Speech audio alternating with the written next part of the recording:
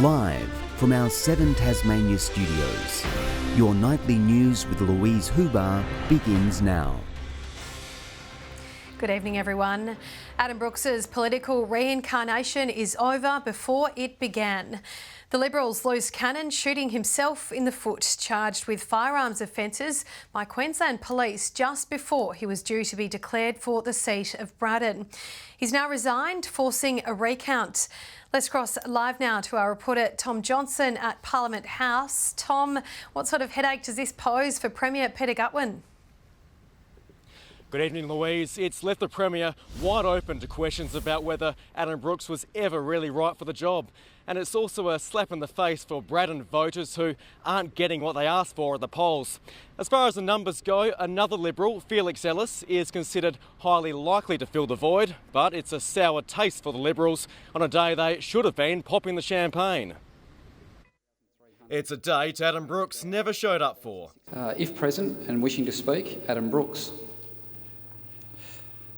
But he was seen by someone else. Yesterday he was visited by the Queensland Police. And charged with firearm offences following the execution of a search warrant at a Queensland home where police allege a handgun and false driver's licences understood to belong to Mr Brooks was seized. Police adding more charges are expected. I'm not siding with Mr Brooks on this. What I'm saying is that he deserves the presumption of innocence. The Premier says he doesn't know when Mr Brooks will return to Tasmania, although he certainly won't be returning to a seat in Braddon, resigning just before the polls were declared today.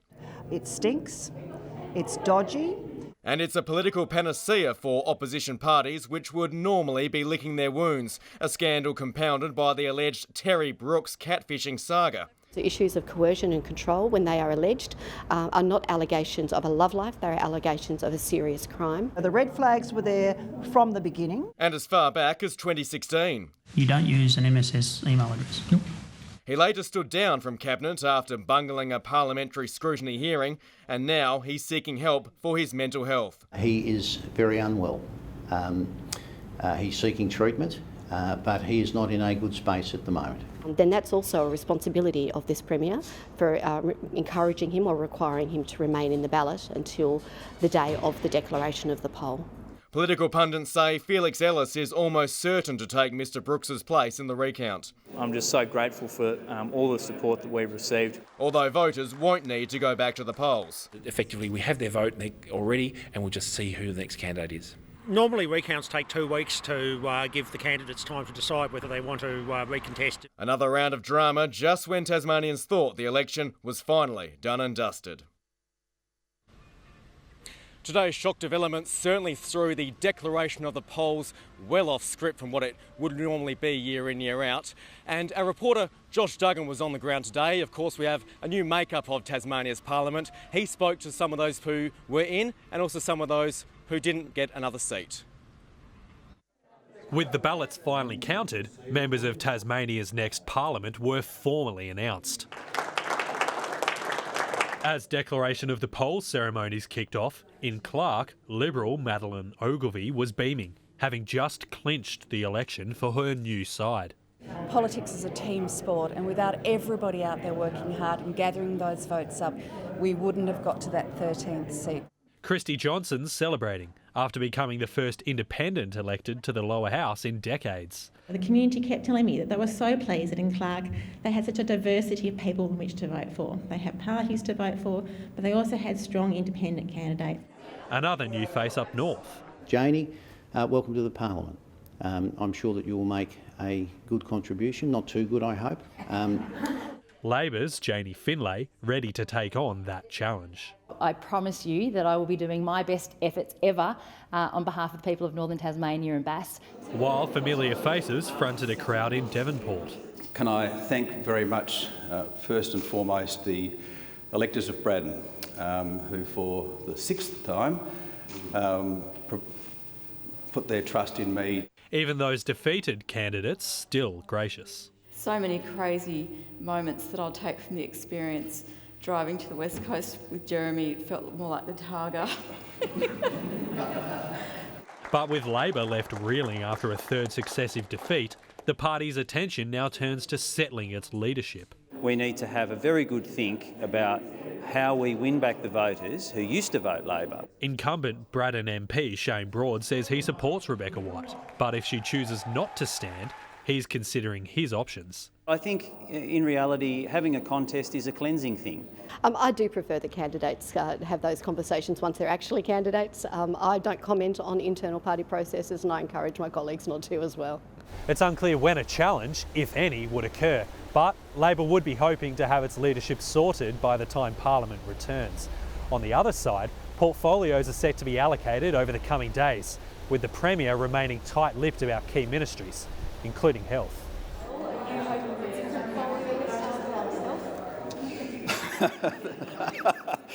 or something else? No. But if today proved anything, it's that nothing is certain in politics. Josh Duggan, 7 Tasmania News. A 15th State Service employee has been stood down over child sexual abuse allegations. The Department of Premier and Cabinet has revealed the person is located in Tasmania's south and it is a contemporary case. A commission of inquiry has been launched to investigate responses to sex abuse in Tasmanian institutions. Music, art, feasting and nudity. Dark Mofo has unveiled its full lineup for the iconic Winter Festival.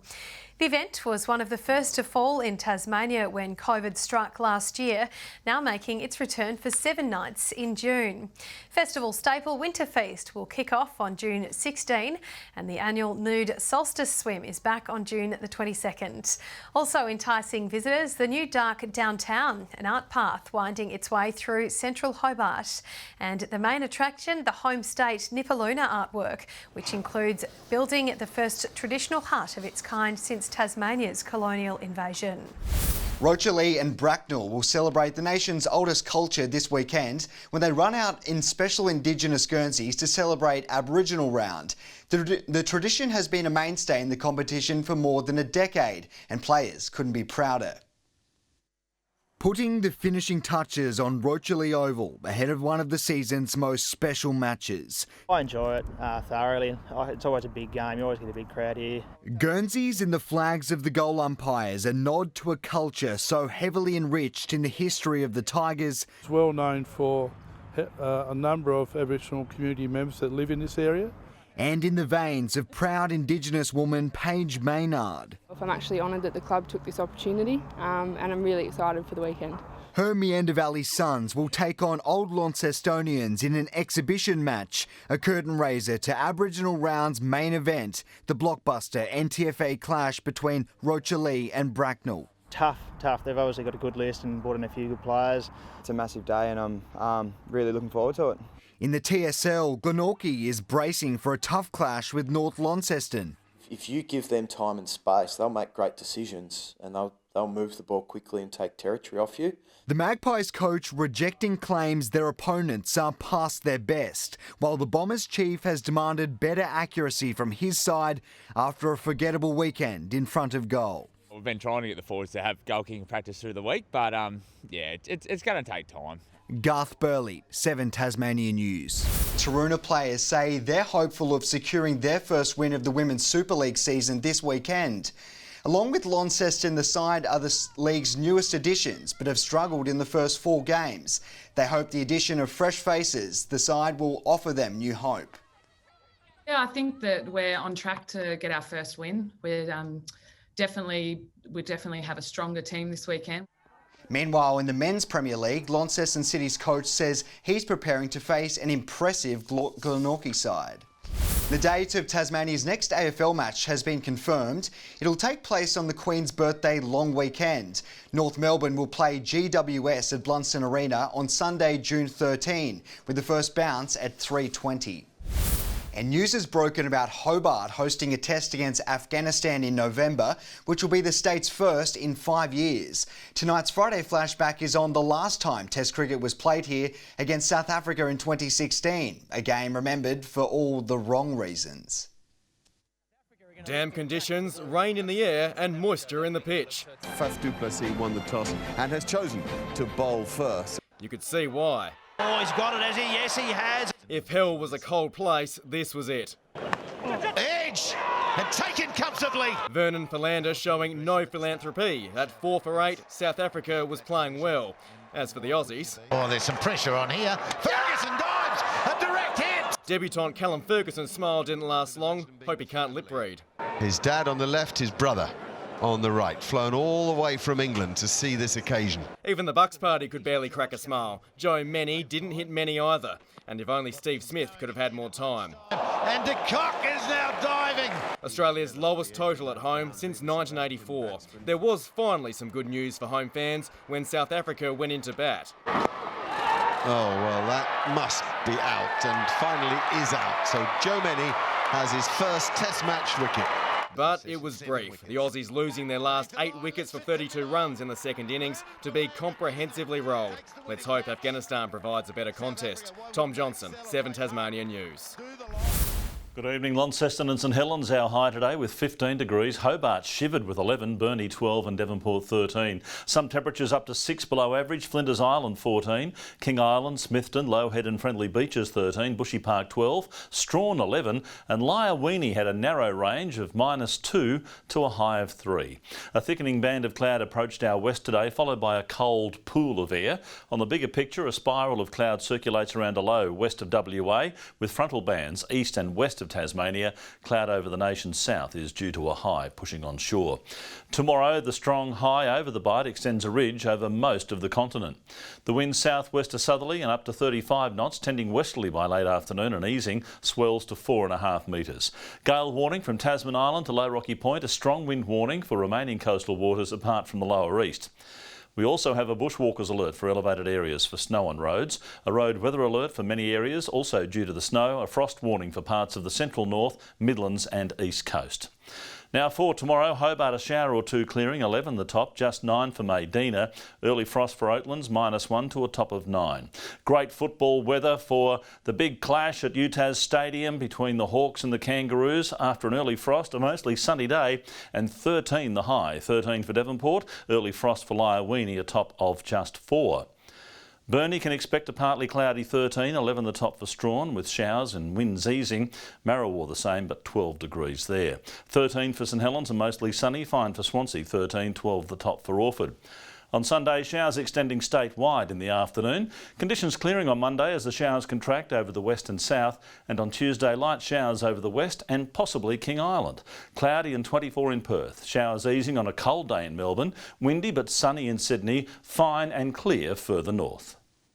And partly cloudy around the state. 7 right now in Hobart. Launceston and Devonport 8 degrees. And here it is. Bit of a habit going on at the moment, Lou. You and I here on a Friday night. Did it happen again, did it? We couldn't find Kim Miller after lunch? She went walkabout, apparently. Thanks for that, Murph.